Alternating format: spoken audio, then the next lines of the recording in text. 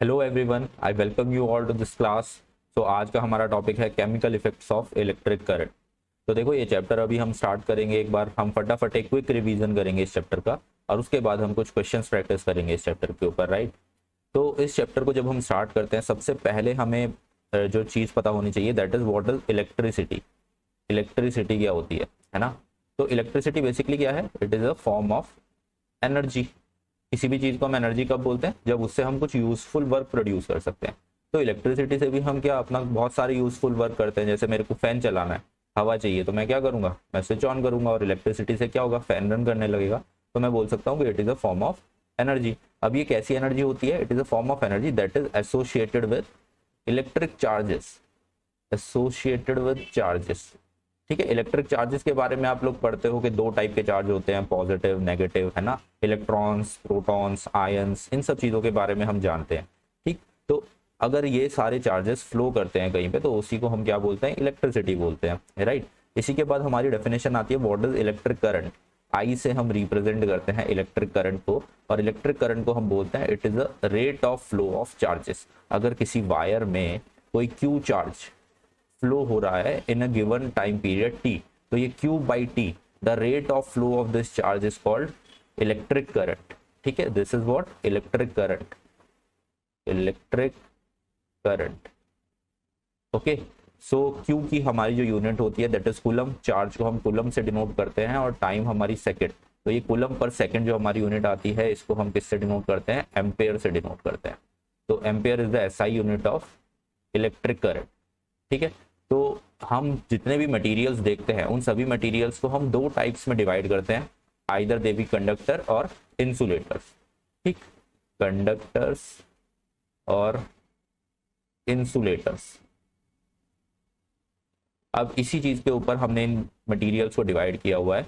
अगर कोई मटेरियल अपने थ्रू इस इलेक्ट्रिक करंट को पास होने देता है, तो उसको हम क्या बोलते हैं? कंडक्टर्स बोलते हैं। जैसे हमारे सारे मेटल्स हो गए, है ना, these are good conductors. Metals के थ्रू इलेक्ट्रिक करंट फ्लो कर सकता है। और इंसुलेटर्स क्या होते हैं? ऐसे मटेरियल जिनके थ्रू इलेक्ट्रिक करंट फ्लो नहीं कर पाता, उन सबको हम क्या बोलते हैं? इंसुलेटर्स बोलते हैं, राइट। अब देखो, कंडक्टर्स में ऐसी क्या खास बात है कि उनके थ्रू इलेक्ट्रिक करंट फ्लो कर पाता है? तो जैसे कि हम जानते हैं, इलेक्ट्रिक करंट बेसिकली है क्या? It is the rate of flow of charges, है ना। तो अगर कहीं पे किसी भी बॉडी के अंदर आपके चार्जेस फ्रीली फ्लो कर सकते हैं एक पॉइंट से दूसरे पॉइंट पे, तो इसका मतलब वो क्या हो जाएंगे? कंडक्टर्स हो जाएंगे। अब कंडक्टर्स में ये फ्लो क्यों कर पाते हैं? क्योंकि कंडक्टर्स के अंदर एक चीज होती है that is free electrons. Free electrons. अब ये फ्री इलेक्ट्रॉन्स क्या होता है? देखो, हम जानते हैं कि एक एटम का स्ट्रक्चर कैसा होता है। बीच में हमारा एक न्यूक्लियस होता है, जिसके अंदर प्रोटॉन्स एंड न्यूट्रॉन्स होते हैं, राइट। और इनके चारों तरफ क्या होते हैं? हमारे इलेक्ट्रॉन्स रिवॉल्व करते रहते हैं शेल्स के अंदर, ठीक है। ऐसे हमारे शेल्स के अंदर बहुत सारे इलेक्ट्रॉन्स रिवॉल्व करते रहते हैं। अब होता क्या है, कंडक्टर्स के अंदर ये जो इलेक्ट्रॉन्स होते हैं, आउटर मोस्ट शेल के इलेक्ट्रॉन्स, ये आउटर मोस्ट शेल के इलेक्ट्रॉन्स अपने न्यूक्लियस के साथ बहुत ही लूजली बाउंड होते हैं। These are loosely bound. तो इनको अगर बाहर से हल्की सी भी एनर्जी मिलती है, तो ये क्या करते हैं? अपनी शेल को छोड़ के, अपने एटम को छोड़ के बाहर चले जाते हैं ये इलेक्ट्रॉन्स, राइट। और ये इलेक्ट्रॉन्स क्या बन जाते हैं? Basically these are free electrons. These are free electrons, मतलब कि ये रेंडमली आपके मटेरियल के अंदर घूमते रहेंगे। कभी किसी एटम के पास होंगे, कभी किसी एटम के पास होंगे। तो ये मूवमेंट कर सकते हैं एक कंडक्टर के अंदर, राइट। तो क्योंकि ये फ्री इलेक्ट्रॉन्स आपके कंडक्टर्स के अंदर प्रेजेंट हैं, और वो एक पॉइंट से दूसरे पॉइंट पे इजीली मूव कर सकते हैं, तो rate of flow of charges is current. और अगर आपके पास ऐसे फ्री इलेक्ट्रॉन्स अवेलेबल हैं जो मूवमेंट कर सकते हैं, और अगर आप उनको किसी एक स्पेसिफिक डायरेक्शन के लॉन्ग मूवमेंट करा दो, तो आपको क्या मिल जाएगा? इलेक्ट्रिक करंट मिल जाएगा, राइट। तो इसलिए कंडक्टर्स बेसिकली क्या करते हैं? इलेक्ट्रिक करंट को फ्लो करने देते हैं। इंसुलेटर्स के अंदर ये फ्री इलेक्ट्रॉन्स प्रेजेंट नहीं होते। यहाँ पे कोई भी फ्री इलेक्ट्रॉन्स प्रेजेंट नहीं होते। यहाँ पे जितने भी इलेक्ट्रॉन्स होते हैं, वो अपने न्यूक्लियस के साथ बहुत ही अच्छे से बाउंड होते हैं, है ना। उनका जो इलेक्ट्रोस्टैटिक फोर्स होती है अपने न्यूक्लियस के साथ, वो बहुत ही स्ट्रांग होती है। तो वो अपने न्यूक्लियस को छोड़ के नहीं जा सकते इधर उधर। तो यहाँ पे सब इलेक्ट्रॉन्स अपने एटम के साथ बंधे हुए हैं, वो फ्रीली मूव नहीं कर सकते एक पॉइंट से दूसरे पॉइंट के बीच में, राइट। तो इसीलिए इंसुलेटर्स जो होते हैं, वो आपकी इलेक्ट्रिसिटी को जनरली फ्लो नहीं होने देते।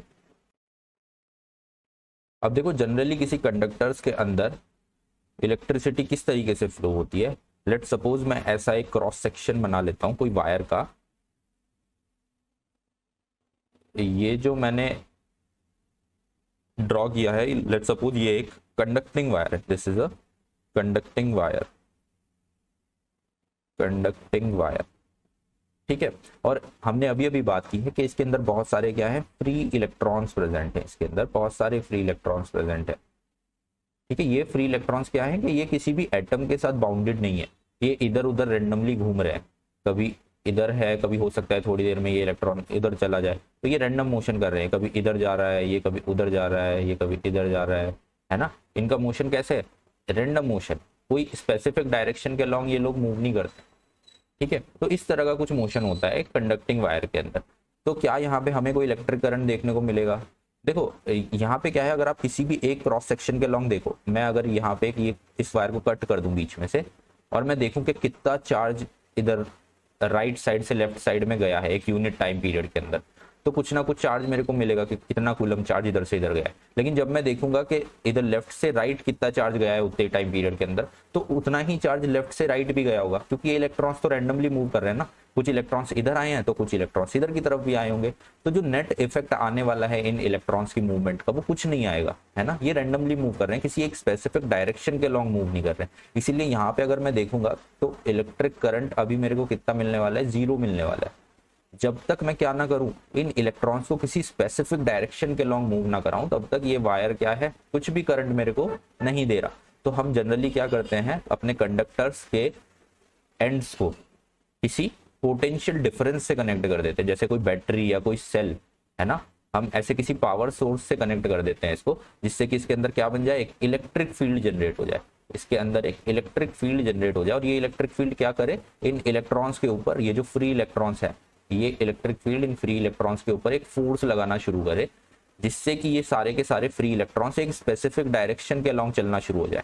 अब देखो, अगर मैंने बैटरी लगा दी तो जितने भी फ्री इलेक्ट्रॉन्स हैं ये सब इस पॉजिटिव टर्मिनल की तरफ चलना शुरू हो जाएंगे, है ना। तो अब जो नेट इफेक्ट है, जो नेट फ्लो है, वो किसी एक डायरेक्शन के अलॉन्ग है इन इलेक्ट्रॉन्स का। तो क्योंकि अब ये एक डायरेक्शन के अलॉन्ग फ्लो हो रहे हैं, तो अब मेरे को क्या मिलेगा, यहाँ पे इलेक्ट्रिक करंट मिलने वाला है ना। और वो किसके बराबर होगा, Q/T के बराबर। जितना कूलम चार्ज एक सेकंड में एक क्रॉस सेक्शन से एक तरफ से दूसरी तरफ चला गया, है ना, वही मेरा क्या होगा, इलेक्ट्रिक करंट होने वाला है एम्पेयर में, राइट। और एक बात हमें याद रखनी है, देखो जो इलेक्ट्रॉन्स के फ्लो की डायरेक्शन है, करंट के फ्लो की डायरेक्शन हमने उससे ऑपोजिट मानते हैं। अगर इलेक्ट्रॉन्स यहाँ पे negative to positive terminal move कर रहे हैं, ठीक है, तो हमारी जो करंट है वो किधर फ्लो कर रही होगी, from positive terminal to negative terminal, this will be the direction of electric current. Electric current यहाँ पे higher potential of the battery, इधर से इलेक्ट्रिक करंट निकल रहा होगा और वो घूम के इधर लोअर पोटेंशियल में आ रहा होगा, this will be the electric current, ठीक है। अब देखो, ये कन्वेंशनल डायरेक्शन है इलेक्ट्रिक करंट की। जब तक आपके इलेक्ट्रॉन्स, प्रोटॉन्स, इन सब की डिस्कवरी भी नहीं हुई थी, उसी टाइम पे हमने इलेक्ट्रिसिटी को डिस्कवर कर लिया था। तो उस टाइम पे हमने जो कन्वेंशनल डायरेक्शन मानी थी कि इलेक्ट्रिक करंट इस डायरेक्शन में फ्लो होता होगा, आज तक हमने वही डायरेक्शन मानी हुई है, और वो डायरेक्शन बेसिकली उल्टी है इलेक्ट्रॉन्स के फ्लो से, राइट। तो हम बेसिकली मानते थे कि कोई पॉजिटिव चार्ज है जो फ्लो होता है, उसी को हम मानते थे कि डायरेक्शन ऑफ इलेक्ट्रिक करंट। तो इलेक्ट्रिक करंट की डायरेक्शन बेसिकली क्या है, the direction of flow of positive charges. लेकिन एक्चुअल में कंडक्टर्स के अंदर फ्लो क्या होता है, फ्री इलेक्ट्रॉन्स फ्लो होते हैं, राइट। तो ये तो हमने देखा कि किसी सॉलिड कंडक्टर्स के अंदर इलेक्ट्रिसिटी किस तरीके से फ्लो होती है, राइट। लेकिन अगर हम बात करें लिक्विड्स की, है ना, एक्वस सॉल्यूशंस की, तो उनके अंदर इलेक्ट्रिसिटी किस तरीके से फ्लो होती है ना। तो कंडक्टिविटी इन लिक्विड्स, इसके बाद हमारा जो टॉपिक आता है that is conductivity in liquids. तो देखो, लिक्विड्स के अंदर या आपका कोई भी एक्वस सॉल्यूशन है, उसके अंदर आपके फ्री इलेक्ट्रॉन्स तो प्रेजेंट होते नहीं है, ठीक। तो वहां पे कौन से चार्जेस हैं जो फ्लो करने वाले हैं, तो basically current is the flow of electric charges. अब या तो आपके कुछ इलेक्ट्रॉन्स, प्रोटॉन्स वगैरह ये सब फ्लो हो, प्रोटॉन्स तो वैसे फ्लो नहीं हो सकते, तो न्यूक्लियस के साथ ही रहते हैं हमेशा, है ना, तो अपने एटम को छोड़ के जाने नहीं वाले। इलेक्ट्रॉन्स भी आपके लिक्विड्स में प्रेजेंट नहीं है, फ्री इलेक्ट्रॉन्स, तो क्या फ्लो कराओगे। तो लिक्विड्स के अंदर जो चीज फ्लो होती है दैट आर आयंस, है ना, आयंस। तो एक्वस सॉल्यूशन में अगर फ्री आयंस आपके प्रेजेंट हैं, तो वो आयंस क्या कर सकते हैं, मूव कर सकते हैं। और अगर आयंस मूव करेंगे तो फिर यानी कि आपको इलेक्ट्रिक करंट मिलने वाला है। अब आयंस होते क्या है, आयंस आर बेसिकली कि अगर आपका कोई भी न्यूट्रल एटम या मॉलिक्यूल क्या कर दे, कुछ इलेक्ट्रॉन्स को गेन कर ले या कुछ इलेक्ट्रॉन्स को डोनेट कर दे तो उसके ऊपर क्या आ जाता है, एक नेट चार्ज आ जाता है। उसी चार्ज की वजह से वो क्या बन जाता है, एक आयन बन जाता है। तो बेसिकली दो टाइप के आपके आयन होते हैं, one is cation and one is anion, right. अब देखो मेरे पास समझ लो कोई एक मॉलिक्यूल है, लेट सपोज मेरे पास कोई सोडियम का मॉलिक्यूल है Na, राइट। और सोडियम का एटॉमिक नंबर मेरे को पता है, इट इज 11, ठीक है। तो इसके आउटर मोस्ट शेल में एक इलेक्ट्रॉन होता है एक्स्ट्रा। तो इस सोडियम एटम की हमेशा क्या कोशिश रहती है कि ये जो एक्स्ट्रा इलेक्ट्रॉन है ये इसको डोनेट कर दे, है ना। और ये क्या बना लेता है, एक Na+ आयन बना लेता है। ये जो Na+ आयन है, ये एक प्लस क्या डिनोट कर रहा है कि इसने एक इलेक्ट्रॉन डोनेट कर रखा है, तो इसके पास एक पॉजिटिव चार्ज आ रखा है, ठीक है। तो अब ये जो Na+ का जो ये आयन बन गया है, इसी को हम क्या बोलते हैं, कैटायन बोलते हैं। Cation are basically positive ions और anion are basically negative ion. अगर कोई इलेक्ट्रॉन गेन कर लेता है तो वो एनायन बन जाता है, और कोई इलेक्ट्रॉन डोनेट कर देता है तो वो कैटायन बन जाता है। अब ये जो सोडियम का कैटायन है ये बेसिकली एक चार्ज की तरह बिहेव करेगा। अगर मैं इसको कहीं लिक्विड सॉल्यूशन में मूव करा तो ये क्या कर सकता है, करंट को फ्लो करा सकता है। तो एक्वस सॉल्यूशंस के अंदर अगर हमें करंट को फ्लो कराना है या इलेक्ट्रिक करंट चाहिए तो हमें क्या करना पड़ेगा, आयंस चाहिए होंगे, है ना। अगर कोई सॉल्यूशन ऐसा है जहां पे आयंस प्रेजेंट हैं तो वहां पे आपकी इलेक्ट्रिसिटी कंडक्ट हो पाएगी। अगर किसी सॉल्यूशन के अंदर आयंस नहीं है तो वहां पे इलेक्ट्रिसिटी कंडक्ट नहीं हो पाएगी। लेट सपोज आपका डिस्टिल्ड वाटर है ना, बिल्कुल प्योर वाटर है, डिस्टिल्ड वाटर, H2O आपके पास रखा हुआ है। तो H2O के अंदर कोई भी फ्री आयंस प्रेजेंट है नहीं, है ना, कोई आयंस प्रेजेंट नहीं है। या तो भाई आप इसको H+ और OH- के आयंस में ब्रेक कर दो, जिसको ब्रेक करना इतना ईजी होता नहीं है। और जब तक आप इसको ब्रेक नहीं कर पा रहे तो इसके अंदर कोई भी आयंस प्रेजेंट नहीं है। और अगर आयंस प्रेजेंट नहीं है तो क्या ये इलेक्ट्रिसिटी को कंडक्ट करने देगा, नहीं करने देगा। तो इसीलिए हम क्या बोलते हैं कि distilled water is a bad conductor of electricity, it is a bad conductor, ठीक है। अब देखो जो नेक्स्ट टॉपिक इस चैप्टर में आता है दैट इज इलेक्ट्रोलाइट्स। इलेक्ट्रोलाइट्स, तो इलेक्ट्रोलाइट्स बेसिकली क्या होते हैं, कुछ ऐसे कंपाउंड्स जो अपने एक्वस सॉल्यूशन में आने के बाद क्या करें, आयंस हमें दे, है ना, that gives ions, that gives ions. ऐसे कंपाउंड जो हमें आयंस प्रोवाइड कराएं उन्हीं को हम क्या बोलते हैं, इलेक्ट्रोलाइट्स बोलते हैं। जैसे कि कुछ सॉल्ट्स हो सकते हैं, कुछ एसिड हो सकते हैं, कुछ बेस हो सकते हैं। जैसे लेट सपोज NaCl, है ना, NaCl हमारा जो सॉल्ट है, इसको अगर हम इसके एक्वस सॉल्यूशन में डालें, यानी हम इसको अगर H2O के अंदर डालें तो ये क्या करेगा, ये Na+ और Cl- इन दोनों आयंस के अंदर ब्रेक हो जाएगा, राइट। तो यहाँ पे मेरे को कैटायन और एनायन मिल जाएंगे। अब ये जो एक्वस सॉल्यूशन था NaCl का, इसको अगर मैं बाहर किसी एक्सटर्नल सर्किट से कनेक्ट कर दूं, किसी बैटरी वगैरह से कनेक्ट कर दूं, तो ये जो एनायन और कैटायन इसके अंदर बने हैं Na+ और Cl- के, ये भी एक्वस सॉल्यूशन के अंदर क्या करेंगे, मूवमेंट स्टार्ट कर देंगे, है ना। जो पॉजिटिव आयन है वो नेगेटिव टर्मिनल की तरफ अट्रैक्ट होने लगेगा, जो Cl का नेगेटिव आयन है वो पॉजिटिव टर्मिनल की तरफ अट्रैक्ट होने लगेगा। तो आयंस का मूवमेंट स्टार्ट हो जाएगा, है ना। और ये अगर मूवमेंट स्टार्ट हो गया तो मेरे को क्या मिल गया, बेसिकली एक्वस सॉल्यूशन के अंदर इलेक्ट्रिक करंट मिल गया। तो इलेक्ट्रोलाइट्स का बेसिकली काम क्या होता है, इलेक्ट्रोलाइट्स आपको आयंस देते हैं और आयंस आपको क्या देते हैं, इलेक्ट्रिक करंट देते हैं, राइट। तो अगर हमें किसी भी लिक्विड में, किसी भी एक्वस सॉल्यूशन में करंट फ्लो कराना है तो हमें किस चीज की रिक्वायरमेंट होगी, इलेक्ट्रोलाइट्स की रिक्वायरमेंट होगी। अब ये इलेक्ट्रोलाइट्स क्या क्या हो सकते हैं, ये कोई एसिड्स हो सकते हैं, जैसे कि HCl हो गया, है ना, HCl is a strong acid. इसको जैसे हम एक्वस सॉल्यूशन में डालेंगे तो ये हमें H+ और Cl- के आयंस दे देगा ब्रेक होकर, ठीक है। तो ये H+ और Cl- के जो आयंस हैं अब ये क्या कराएंगे, ये इलेक्ट्रिसिटी कंडक्ट कराएंगे। इसी तरीके से बेसिस हो सकते हैं आपके, जैसे आपका NaOH हो गया, है ना, NaOH इज स्ट्रॉन्ग बेस। इसको अगर एक्वस सॉल्यूशन में डालेंगे तो ये हमें Na+ और OH- के आयंस में ब्रेक हो जाएगा। अब ये आयंस क्या करा सकते हैं, इलेक्ट्रिसिटी कंडक्ट करा सकते हैं। सेम इसी तरीके से सॉल्ट्स हो सकती हैं, ठीक है। अब इलेक्ट्रोलाइट्स को भी हम दो पार्ट्स में डिवाइड कर देते हैं, कुछ स्ट्रॉन्ग इलेक्ट्रोलाइट्स होते हैं और कुछ वीक इलेक्ट्रोलाइट्स होते हैं।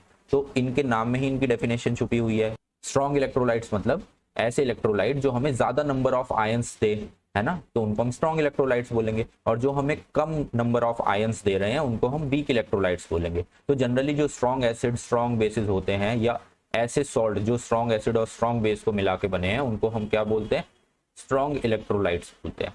और वीक इलेक्ट्रोलाइट्स बेसिकली हमारे ऑर्गेनिक कंपाउंड से मिलकर बनते हैं, जैसे कि एसिटिक एसिड हो गया। एसिटिक एसिड क्या है, एक ऑर्गेनिक कंपाउंड है ना, तो वो हमें क्या देगा, एक वीक इलेक्ट्रोलाइट देगा, क्योंकि वो नंबर ऑफ आयंस जो हमें देने वाले हैं अपने एक्वस सोल्यूशन में मिलने के बाद, वो नंबर ऑफ आयंस कम होंगे, नंबर ऑफ आयंस कम होंगे तो इलेक्ट्रिसिटी कम कंडक्ट होगी, ठीक है, तो इसीलिए हम उसको वीक इलेक्ट्रोलाइट बोलेंगे।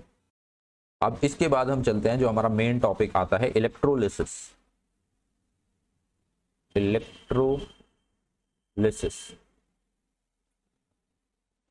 तो इलेक्ट्रोलिसिस की प्रोसेस में हम बेसिकली क्या करते हैं, हम कुछ केमिकल रिएक्शंस करा रहे हैं, केमिकल रिएक्शंस, और केमिकल रिएक्शंस करा कैसे रहे हैं, by supplying an electric current, electric current in an aqueous solution, in an aqueous solution.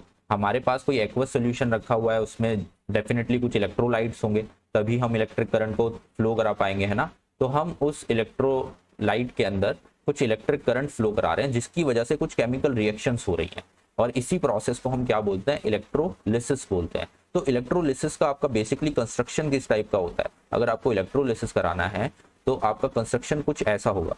सबसे पहले तो आपके पास कोई ऐसा बीकर वगैरह कुछ होना चाहिए जिसमें आपका कोई एक्वस सॉल्यूशन रखा हो, राइट। इस एक्वस सॉल्यूशन के अंदर बहुत सारे फ्री आयंस प्रेजेंट होने चाहिए। फ्री आयंस आएंगे कैसे, आप इसके अंदर कुछ इलेक्ट्रोलाइट डाल दो, है ना, आपने इसके अंदर कोई इलेक्ट्रोलाइट डाल दिया तो ये इलेक्ट्रोलिटिक सॉल्यूशन बन गया है, this is an electrolytic aqueous solution.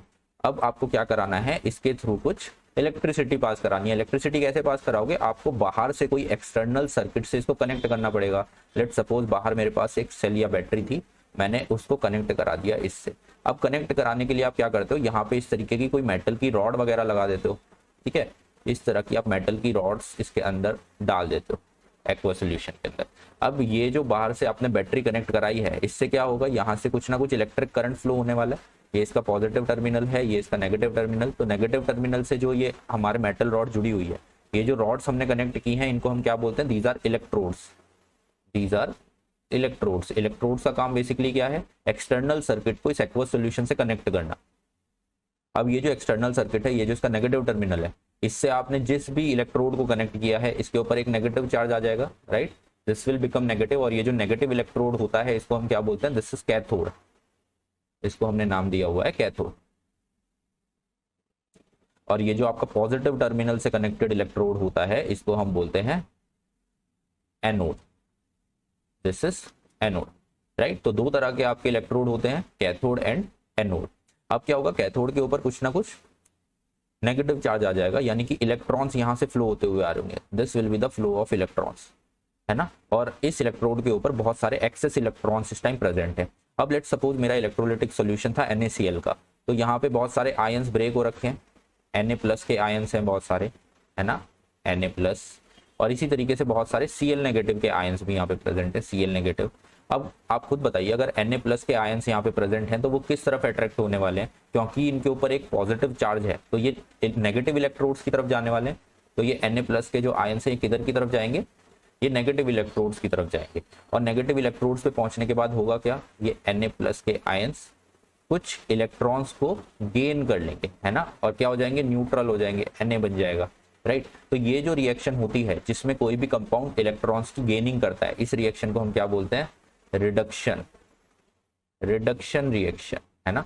तो यहाँ पे जो पॉजिटिव आयंस है उनका क्या हो जाता है, रिडक्शन हो जाता है कैथोड के पास आकर। और जो यहाँ पे नेगेटिव आयंस है, जैसे कि Cl नेगेटिव जो आयन था, ये किधर जाने वाला है, इसके ऊपर नेगेटिव चार्ज है, तो ये किधर मूव करेगा, ये पॉजिटिव इलेक्ट्रोड की तरफ मूव करने वाला है, राइट, ये पॉजिटिव इलेक्ट्रोड की तरफ जाएगा। पॉजिटिव इलेक्ट्रोड एनोड, एनोड के पास क्या होने वाला है, वहां पे Cl नेगेटिव आएगा और वो क्या करेगा, वो Cl में चेंज हो जाएगा और एक इलेक्ट्रॉन अपना डोनेट कर देगा। किसको डोनेट कर देगा, इस इलेक्ट्रोड को अपना इलेक्ट्रॉन दे देगा। तो यहाँ पे इलेक्ट्रॉन आए और अब ये इलेक्ट्रॉन यहाँ से कहाँ पे जाने वाले हैं, बैटरी के पॉजिटिव टर्मिनल में चले जाएंगे। तो इस तरीके से जो इलेक्ट्रिक करंट का फ्लो है वो कंटिन्यूअसली चलता रहेगा, इधर से इलेक्ट्रॉन आते रहेंगे और एनोड से इलेक्ट्रॉन ऊपर जाते रहेंगे। तो यही तो बेसिकली क्या है, इलेक्ट्रिक करंट है, कि आपका ऊपर के वाले सर्किट में क्या फ्लो हो रहा है, इलेक्ट्रॉन्स फ्लो हो रहे हैं, और नीचे वाला जो एक्वस सॉल्यूशन था यहाँ पे क्या फ्लो हो रहा है, यहाँ पे आयंस फ्लो हो रहे हैं, Cl नेगेटिव इधर जा रहा है, Na+ इधर जा रहा है। तो यहाँ पे आप क्या करा रहे हो, इलेक्ट्रिसिटी फ्लो करा रहे हो सॉल्यूशन में, और इस इलेक्ट्रिसिटी के फ्लो होने से क्या हो रहा है, कुछ केमिकल रिएक्शंस हो रहे हैं। यहाँ पे कौन सी रिएक्शन हो रही है, दिस इज ऑक्सीडेशन, ऑक्सीडेशन, अगर कोई भी कंपाउंड इलेक्ट्रॉन को लूज करता है तो वो कैसी रिएक्शन होती है, दैट इज ऑक्सीडेशन रिएक्शन। अगर कोई इलेक्ट्रॉन को गेन करता है तो दैट इज रिडक्शन। ये रिडक्शन रिएक्शन कहाँ पे होती है, ये कैथोड के ऊपर होती है। तो हमें याद रखना है हमेशा कैथोड के ऊपर कौन सी रिएक्शन होगी, रिडक्शन, और हमेशा एनोड के ऊपर कौन सी रिएक्शन होने वाली है, ऑलवेज ऑक्सीडेशन रिएक्शन। ठीक है, तो ये बेसिकली आपके हर एक इलेक्ट्रोलिसिस में ये बेसिक स्ट्रक्चर आपका होता है। अब कभी कभी ये इलेक्ट्रोलाइट कोई दूसरा हो सकता है ना, ये इलेक्ट्रोड किसी स्पेसिफिक मेटल के बने हो सकते हैं, राइट। अब यहाँ पे एक चीज इंपॉर्टेंट है, हमें पता होना चाहिए कि इलेक्ट्रोलिसिस की जो कंडक्टिविटी होती है वो as compare to metal conductors थोड़ी कम होती है ना। जो इलेक्ट्रोलाइट्स होते हैं वो इलेक्ट्रिसिटी को कंडक्ट तो करा रहे हैं लेकिन उनकी कंडक्टिविटी थोड़ी कम होती है। अब इसके कुछ रीजन होते हैं। सबसे पहला रीजन इसका क्या है, सबसे पहला रीजन तो क्या है, viscosity of this aqueous solution. ये एक्वस सोल्यूशन क्या लगाता है, इसके ऊपर एक रेजिस्टिव फोर्स लगाता है, रेजिस्टिव फोर्स। ठीक है, resistive force offered by the viscous solution. ये आपका एक विस्कस फ्लूइड है, राइट। तो ये क्या लगा रहा होगा, इसके ऊपर एक रेजिस्टिव फोर्स लगा रहा होगा। अगर आप कभी देखा होगा, कभी पानी के अंदर आप ट्रेवल करने की कोशिश करते हो तो आपके ऊपर एक फ्लूइड फ्रिक्शन लगती है ना, जो आपके मोशन को अपोज करती है। इसी तरीके से ये जो आयंस हैं ये इस सोल्यूशन के अंदर मूव कर रहे हैं, इधर एक जगह से दूसरे इलेक्ट्रोड के पास, एक से दूसरे के पास, तो इनके ऊपर भी क्या लग रही होगी, एक रेजिस्टिव फोर्स लग रही होगी। और ये रेजिस्टिव फोर्स अगर ज्यादा होगी तो इनको मूवमेंट में ज्यादा दिक्कत होगी, और अगर मूवमेंट में टाइम ज्यादा लगेगा तो इलेक्ट्रिक करंट क्या होने वाला है, कम होने वाला है, क्योंकि I is equal to what, Q by T। अगर ये टाइम पीरियड बढ़ जाएगा इनका मूवमेंट का तो आपका करंट क्या हो जाएगा, कम हो जाएगा, राइट। दूसरी जो एक चीज होती है दैट इज ये जो नंबर ऑफ आयंस है, इनका जो नंबर होता है वो जनरली फ्री इलेक्ट्रॉन से कंपैरेटिवली कम होता है ना। Ion number of ions is less than number of free electrons that are present in solid conductors. तो इसीलिए भी सॉलिड कंडक्टर्स में ज्यादा इलेक्ट्रिसिटी फ्लो होती है, क्योंकि वहां पे जो Q चार्ज है, ये नंबर ऑफ चार्ज जिसकी वजह से इलेक्ट्रिक करंट फ्लो रहा है वो ज्यादा होता है। तो इलेक्ट्रिक करंट ज्यादा होता है कहाँ पे, सॉलिड कंडक्टर्स के अंदर, राइट। लेकिन यहाँ पे ऐसा नहीं है। और तीसरा जो पॉइंट है दैट इज ये जो आयंस होते हैं दीज आर हैवी। भाई फ्री इलेक्ट्रॉन के साथ अगर आप कंपेरिजन करोगे Na+ आयन का, है ना, सपोज Na पॉजिटिव का एक आपके पास कैटायन है और आपके पास एक फ्री इलेक्ट्रॉन है, तो इनमें से ज्यादा मास किसका है, ऑब्वियसली इसका जो मास है वो बहुत ज्यादा है। और अगर कोई हैवी ऑब्जेक्ट होता है तो उसको मूवमेंट में ज्यादा दिक्कत होती है। तो क्योंकि ये ज्यादा हैवी होते हैं आयंस, तो इनको एक जगह से दूसरी जगह मूव करने में ज्यादा टाइम लगता है। तो इसकी वजह से भी यहाँ पे जो इलेक्ट्रिक करंट आपको मिलता है वो थोड़ा सा कम मिलता है as compare to solid conductors. अब इसके अलावा दूसरा पॉइंट जो आता है, इलेक्ट्रोलिसिस में आपको जनरली क्या क्या चीजें होते हुए दिखती हैं, किस तरीके के केमिकल चेंजेस आपको होते हुए दिखेंगे। तो सबसे एक कॉमन चीज जो आपको दिखती है, सबसे फर्स्ट दैट इज आपको इलेक्ट्रोड्स के आसपास क्या बनती हुई दिखेंगी, गैसेज रिलीज होते हुए दिखेंगी, है ना। कुछ ना कुछ बबल्स फॉर्मेशन होंगी, कुछ गैसेज रिलीज हो सकती है, ठीक है, इलेक्ट्रोड्स के आसपास। दूसरा आपको क्या दिख सकता है, कोई मेटल डिपोजिट हो सकता है किसी इलेक्ट्रोड के आसपास, मेटल का डिपोजिशन, है ना, मेटल डिपोजिशन। यानी कि आप ऐसा कर सकते हो, आप अभी आगे देखने वाले हो इलेक्ट्रोप्लेटिंग वगैरह हम करते हैं तो किसी एक इलेक्ट्रोड के ऊपर आके मेटल डिपोजिट हो जाता है, तो इस तरीके के फिनोमिना दिख सकते हैं। या फिर आपको कलर चेंज होता हुआ दिख सकता है सोल्यूशन का, है ना, कलर चेंज। तो इस तरीके के सारी ही फिनोमिना आपको देखने को मिल सकते हैं chemical effect. These are the chemical effects of electric currents. अब देखो यहाँ पे इलेक्ट्रोलिसिस में ही एक जो इंपॉर्टेंट इलेक्ट्रोलिसिस है that is electrolysis of copper sulphate. Electrolysis of copper sulphate. तो इसकी कंस्ट्रक्शन एक बार हम देख लेते हैं। देखो कोई भी इलेक्ट्रोलिसिस हो, जो हमने अभी जनरल प्रोसेस की बात की है, प्रोसेस बिल्कुल सेम टू सेम रहती है। आपके पास सेम इसी तरीके से क्या होगा, एक इलेक्ट्रोलिटिक सॉल्यूशन होगा। इस बार जो हमारा सॉल्यूशन होता है वो होता है कॉपर सल्फेट का सॉल्यूशन। तो इस बार हमारा सॉल्यूशन जो होगा that is of copper sulphate. तो यहाँ पे CuSO4 का सॉल्यूशन हमारे पास होता है, CuSO4।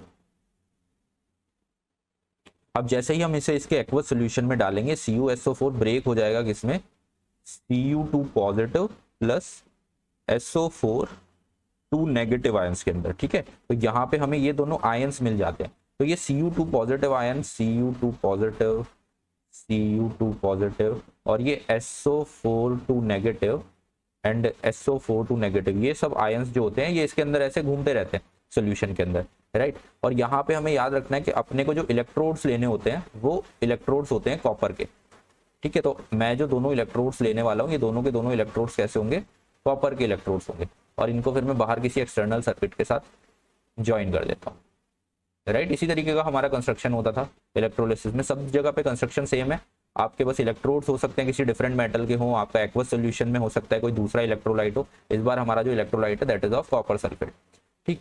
तो यहाँ पे हम जो इलेक्ट्रोड लेते हैं वो कॉपर के होते हैं, ये वाला इलेक्ट्रोड भी आपका कॉपर का होगा और ये वाला इलेक्ट्रोड भी आपका कॉपर का होने वाला है, ठीक है। अब ये जो नेगेटिव टर्मिनल से जुड़ा है इस पे क्या एक नेगेटिव चार्ज आ जाएगा, ठीक है। और इस नेगेटिव वाले इलेक्ट्रोड को ही हम क्या बोलते हैं, कैथोड बोलते हैं, और ये पॉजिटिव वाले को हम क्या बोलते हैं, एनोड बोलते हैं। अब ये जो नेगेटिव इलेक्ट्रोड है ये किसको अट्रैक्ट करने वाला है, ये जो Cu2 पॉजिटिव वाले आयंस हैं ये अट्रैक्ट होंगे किधर, नेगेटिव इलेक्ट्रोड्स की तरफ, ये इधर आएंगे, है ना, ये सब फ्लो होते हुए इस इलेक्ट्रोड के पास आएंगे। और यहाँ पे क्या हो रहा होगा, यहाँ पे ये Cu2 पॉजिटिव आयंस को 2 इलेक्ट्रॉन मिल जाएंगे और इसका क्या हो जाएगा, रिडक्शन हो जाएगा और ये Cu में चेंज हो जाएगा, राइट। तो इस वाले इलेक्ट्रोड पे बेसिकली हमें कॉपर के एटम्स मिलने चालू हो जाएंगे, है ना। कॉपर यहाँ से नीचे से आएगा सोल्यूशन में से निकल के कॉपर के आयन, और यहाँ पे ऐड होना शुरू हो जाएंगे। तो इस इलेक्ट्रोड के ऊपर कॉपर जमा होना स्टार्ट हो जाएगा, है ना। कॉपर यहाँ पे डिपोजिशन शुरू हो जाएगा कॉपर का इस इलेक्ट्रोड के ऊपर, और ये बेसिकली हुआ क्या है, यहाँ पे रिडक्शन हुआ है, रिडक्शन हुआ है कॉपर के पॉजिटिव आयन का, ठीक है। ये कहाँ पे हो रही है ये प्रोसेस, एट कैथोड। अब एनोड पे क्या हो रहा होगा, एट एनोड, एनोड पे जो हमारे SO4 नेगेटिव के आयन से ये अट्रैक्ट हो रहे होंगे एनोड की तरफ, राइट, ये एनोड की तरफ अट्रैक्ट हो रहे होंगे। अब एनोड पे ऑलरेडी कौन था, एनोड पे कॉपर की इलेक्ट्रोड है,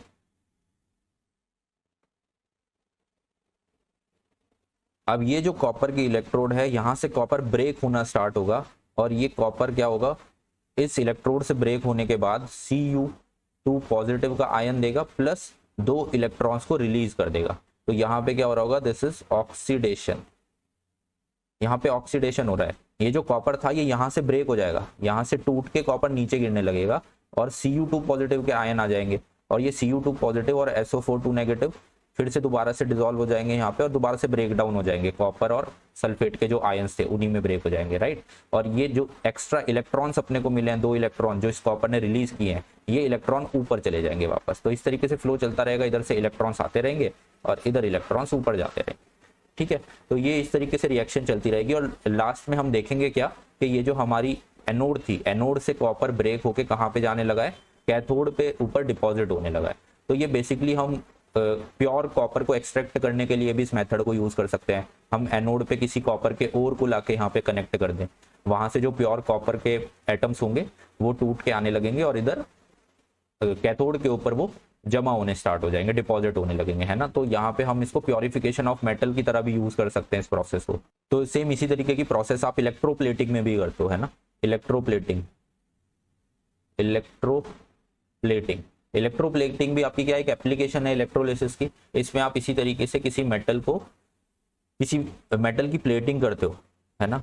अगर आपको किसी दूसरे मेटल के ऊपर कॉपर की प्लेटिंग करनी होती तो आप क्या करते, आप यहाँ पे उसी का एक इलेक्ट्रोलिटिक सॉल्यूशन लेते, यहाँ पे उस मेटल को डालते कैथोड की जगह पे, और एनोड से कॉपर जो है ब्रेक होके उसके ऊपर आके चिपकना स्टार्ट हो जाता, तो उसके ऊपर क्या हो जाती है, कॉपर की प्लेटिंग हो जाती। तो सेम यही प्रोसेस हम कहाँ पे करते हैं, इलेक्ट्रोप्लेटिंग में करते हैं। जिस मेटल के ऊपर हमें प्लेटिंग करनी होती है उसको हम क्या बनाते हैं, उसको हम कैथोड बनाते हैं, ठीक है। और जिस मेटल की प्लेटिंग करनी होती है उसको हम एनोड बनाते हैं। तो एनोड से बेसिकली मेटल ब्रेक होके आता है और कैथोड के ऊपर आके डिपॉजिट हो जाता है। तो ये चीज हमें यहाँ पे बेसिकली याद रखनी है कि एनोड से जो हमारा मेटल है वो ब्रेक होकर आएगा और कैथोड के ऊपर आके डिपॉजिट हो जाएगा। तो इलेक्ट्रोप्लेटिंग की प्रोसेस में सेम इसी तरीके की प्रोसेस आपकी रहती है। तो ये कुछ बेसिक टॉपिक्स थे जो हमें इस चैप्टर के बारे में पता होना चाहिए। अब इसके बाद हम सीधा क्वेश्चंस पे पहुंचते हैं। तो देखो क्वेश्चन करना स्टार्ट करते हैं। जो हमारा फर्स्ट क्वेश्चन है that is distilled water is, तो हमने अभी डिस्कस किया था क्योंकि डिस्टिल्ड वाटर के अंदर कोई भी फ्री आयन प्रेजेंट नहीं होते तो वो कैसा कंडक्टर होता है, पुअर कंडक्टर होता है इलेक्ट्रिसिटी का, it is a poor conductor of electricity, ठीक है। Next question, the process of electrolysis is used in, electrolysis के प्रोसेस को हम कहाँ पे यूज करते हैं? तो देखो इससे हम मेटल्स को एक्सट्रैक्ट भी कर सकते हैं, राइट, इलेक्ट्रोप्लेटिंग भी कर सकते हैं, मेटल्स को रिफाइन भी कर सकते हैं। तो ऑल ऑफ द अबव यहाँ पे करेक्ट ऑप्शन होने वाला है, ऑप्शन नंबर डी आपका सही आंसर होगा। ठीक है, next question, in the electrolysis of NaCl, NaCl का जब हम इलेक्ट्रोलिसिस करते हैं तो यहाँ पे बहुत सारे आपको ऑप्शन दिए हुए हैं। तो हम जानते हैं NaCl का इलेक्ट्रोलिसिस करोगे ये Na+ और Cl नेगेटिव के आयंस में ब्रेक होगा। ये Cl नेगेटिव कहाँ पे जाएगा? It will go to anode. ठीक है, और ये Na+ किधर जाने वाला है? ये नेगेटिव इलेक्ट्रोड के पास यानी कि कैथोड के पास जाने वाला है। कैथोड पे क्या होता है? रिडक्शन होता है, और एनोड पे क्या होता है? ऑक्सीडेशन होता है। तो आप देख लीजिए कौन सा आपको करेक्ट दिया हुआ है। Cl negative is oxidised at anode, तो Cl नेगेटिव ऑक्सीडाइज्ड हो जाएगा एनोड के पास, हाँ इसका ऑक्सीडेशन होगा, तो दिस वन इज करेक्ट। तो ये ऑप्शन आपका करेक्ट है, Cl negative is oxidised at anode. ठीक है, तो this is the correct answer. Next question, solid NaCl is a bad conductor of electricity. अब देखो ये पॉइंट भी हमें डिस्कस करना था कि आपका अगर NaCl सॉलिड फॉर्म में है, टेबल सॉल्ट आपके घर पे रखा हुआ है, तो वो बैड कंडक्टर है इलेक्ट्रिसिटी का, लेकिन जब आप उसको एक्वस सॉल्यूशन में डाल रहे हो तो वो इलेक्ट्रिसिटी कंडक्ट करने लगता है। तो ऐसा क्यों होता है? तो देखो सॉलिड फॉर्म में जब NaCl रहता है तो उसके जो मॉलिक्यूल्स, उसके जो एटम है Na+, Cl नेगेटिव, ये मूव नहीं कर सकते। ये क्योंकि सॉलिड फॉर्म में है तो ये अपनी जगह पे रखे हुए हैं, एक जगह से दूसरी जगह फ्लो नहीं हो पा रहे। तो अगर ये फ्लो ही नहीं हो पा रहे तो फिर इलेक्ट्रिसिटी कैसी? इलेक्ट्रिसिटी बेसिकली क्या? फ्लो ऑफ इलेक्ट्रिक करंट ना, flow of these electric charges. अगर ये फ्लो ही नहीं हो पाएंगे तो फिर कोई इलेक्ट्रिसिटी ही प्रोड्यूस नहीं होगी। तो in solid state there are no ion in solid NaCl, ions can not move freely. तो ये ऑप्शन नंबर बी आपका करेक्ट हो जाएगा। आयंस तो हैं लेकिन वो मूव नहीं कर सकते सॉलिड स्टेट में। जैसे ही वो एक्वस सॉल्यूशन में आएंगे, एक्वस सॉल्यूशन क्योंकि एक फ्लूइड है तो फ्लूइड के अंदर आपके आयंस फ्रीली फ्लो कर सकते हैं एक पॉइंट से दूसरे पॉइंट में। ठीक है, तो वहां पे ये कंडक्टिविटी शो करने लगेंगे। नेक्स्ट क्वेश्चन देखते हैं, question number 14, during electrolysis of molten NaOH which of the following ion move towards anode. तो देखो NaOH का अगर आप इलेक्ट्रोलिटिक सॉल्यूशन लोगे वहां पे आपको Na+ एंड OH नेगेटिव के आयंस मिलने वाले हैं। अब जो पॉजिटिव आयन है वो किधर जाने वाला है? नेगेटिव टर्मिनल के पास, नेगेटिव इलेक्ट्रोड के पास जाएगा। ठीक, तो एनोड क्या होता है? एनोड आपका पॉजिटिव इलेक्ट्रोड होता है, तो पॉजिटिव इलेक्ट्रोड के पास कौन जाएगा? नेगेटिव वाला आयन पॉजिटिव इलेक्ट्रोड के पास जाएगा। ठीक, तो OH नेगेटिव आपका करेक्ट आंसर यहाँ पे हो जाएगा। नेक्स्ट क्वेश्चन है, adding a soluble metallic salt to water. अगर आप किसी मेटेलिक सॉल्ट को वाटर में डिसॉल्व कर रहे हो तो बेसिकली आपको क्या मिलने वाले हैं? फ्री आयंस मिलने वाले हैं, और ये फ्री आयंस क्या करेंगे? इंक्रीज द इलेक्ट्रिकल कंडक्टिविटी, है ना, ये उस वाटर सॉल्यूशन की इलेक्ट्रिकल कंडक्टिविटी को इंक्रीज कर देंगे। When the ends of metal wires are not connected to a battery, देखो अगर आपके मेटल के वायर को आपने बैटरी से कनेक्ट नहीं किया है तो हमने डिस्कस किया था फ्री इलेक्ट्रॉन्स रैंडम डायरेक्शन में मूव करते रहते हैं, और रैंडम डायरेक्शन में मूव करेंगे तो हमें कुछ भी इलेक्ट्रिक करंट नहीं मिलेगा। Electrons move from positive electrode to नहीं, इलेक्ट्रॉन्स मूव फ्रॉम नेगेटिव नहीं, electrons move in random directions. तो ऑप्शन नंबर सी आपका करेक्ट होगा। रैंडम डायरेक्शन में फ्री इलेक्ट्रॉन्स मूव करेंगे, आपको कुछ इलेक्ट्रिक करंट नहीं मिलेगा। अगर आपको इलेक्ट्रिक करंट चाहिए तो आपको किसी पोटेंशियल डिफरेंस वहां पे देना पड़ेगा, है ना, एक बैटरी से कनेक्ट करना पड़ेगा, तब वो किसी एक स्पेसिफिक डायरेक्शन की तरफ मूव करना स्टार्ट होंगे। नेक्स्ट क्वेश्चन है, during the electrolysis of dilute sulphuric acid it splits into. देखो आप सल्फ्यूरिक एसिड का जब इलेक्ट्रोलिसिस करते हो तो सल्फ्यूरिक एसिड होता क्या है? H2SO4, है ना। तो ये आपको किस आयंस में ब्रेक होने वाला है? ये आपका H+ और SO4 2 नेगेटिव आयन में ब्रेक होने वाला है। तो ये आपको देगा hydrogen ions and sulphate ions. ठीक है, आपको क्या मिलने वाला है? Hydrogen ions and sulphate ions मिलने वाले हैं। फिर इसके बाद tap water is a good conductor of electricity while distilled water is not, because देखो टैप वाटर में क्या प्रेजेंट होते हैं? टैप वाटर में आपके बहुत सारे सॉल्ट्स प्रेजेंट होते हैं जो कि आपको बेसिकली फ्री आयंस प्रोवाइड कराते हैं, एक इलेक्ट्रोलाइट का काम करते हैं। तो उनसे आप क्या करा सकते हो? इलेक्ट्रिसिटी को कंडक्ट करा सकते हो। जबकि डिस्टिल्ड वाटर में कोई सॉल्ट प्रेजेंट नहीं होता तो it is a bad conductor, right. तो टैप वाटर कंटेन्स सॉल्ट, तो ये आपका करेक्ट ऑप्शन होने वाला है। एंड डिस्टिल्ड वाटर नहीं, distilled water do not contain salt, तो ये भी सही है, ऑप्शन बी भी सही है, ए भी। तो ऑप्शन नंबर डी करेक्ट हो जाएगा, both A and B is correct. ठीक है, नेक्स्ट क्वेश्चन है, why do we add little dilute sulphuric acid to copper sulphate solution during electroplating. देखो जब हम इलेक्ट्रोप्लेटिंग कराते हैं तो हम कॉपर सल्फेट सॉल्यूशन के अंदर ना थोड़ा सा क्या डाल देते हैं, सल्फ्यूरिक एसिड डाल देते हैं सोल्यूशन के अंदर। अब ये सल्फ्यूरिक एसिड क्या करता है, ये प्रोसेस हो रही है इलेक्ट्रोलिसिस की, इसको एनहांस कर देता है, इसकी कंडक्टिविटी को बढ़ा देता है, क्योंकि कुछ फ्री आयंस ये हमें प्रोवाइड करा देता है सल्फ्यूरिक एसिड। अब ये फ्री आयंस अगर बढ़ जाते हैं तो इन आयंस की वजह से हमारी कंडक्टिविटी इंक्रीज हो जाती है। तो इसका सही ऑप्शन होने वाला है to increase the conductivity of the solution. तो कभी कभी जब आपकी इलेक्ट्रोलिसिस प्रोसेस अच्छे से नहीं हो पा रही हो तो आपको क्या करना पड़ता है, ऐसे छोटा मोटा कोई डाइल्यूट एसिड या डाइल्यूट बेस आपको उसमें मिक्स करना पड़ता है, ताकि आपको थोड़े फ्री आयंस और मिल जाए, जिससे आपकी कंडक्टिविटी इंक्रीज हो जाए और अच्छे से इलेक्ट्रोलिसिस हो पाए। अब नेक्स्ट क्वेश्चन है, during electrolysis all ions move in the same direction towards oppositely charge electrodes, right. तो सारे जो आयंस होते हैं वो किधर मूव करते हैं, ऑपोजिटली चार्ज इलेक्ट्रोड्स की तरफ। जो आपके पॉजिटिव आयंस हैं वो किधर जाएंगे, वो आपके जाएंगे नेगेटिव इलेक्ट्रोड यानी कैथोड के पास, और जो आपके नेगेटिव आयंस हैं वो किधर जाते हैं, वो पॉजिटिव इलेक्ट्रोड यानी एनोड के पास जाते हैं। ठीक है, तो ऑपोजिटली चार्ज इलेक्ट्रोड्स के पास आपके आयंस मूव करते हैं। तो that's it for today, good luck.